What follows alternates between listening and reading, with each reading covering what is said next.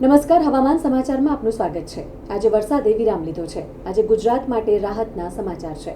રાજ્યભરમાં લગભગ 100%થી વધુ વરસાદ વરસ્યા બાદ આજે સવારે રાજ્યમાં વરસાદનું પ્રમાણ ઓછું જોવા મળ્યું હતું। હાલ રાજ્યની લગભગ ઘણી બધી નદીઓ ભયજનક સપાટીએ વહી રહી છે। ત્યારે હવે ગુજરાત પર સર્જાયેલ વાવાઝોડાનો ખતરો ટળ્યો હોવાથી તંત્રએ પણ રાહતનો શ્વાસ લીધો છે।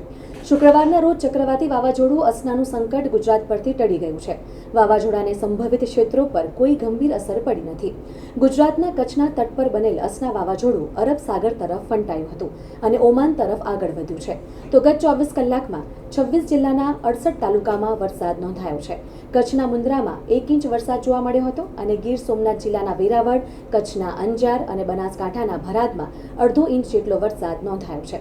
અત્યાર સુધીમાં રાજ્યમાં સરેરાશ 111%થી વધુ વરસાદ વરસી ચૂક્યો છે। તો બીજી તરફ હવામાન વિભાગે આગામી 2 સપ્ટેમ્બરથી 7 સપ્ટેમ્બર સુધી સૌરાષ્ટ્ર કચ્છમાં ભારે વરસાદની આગાહી કરી છે।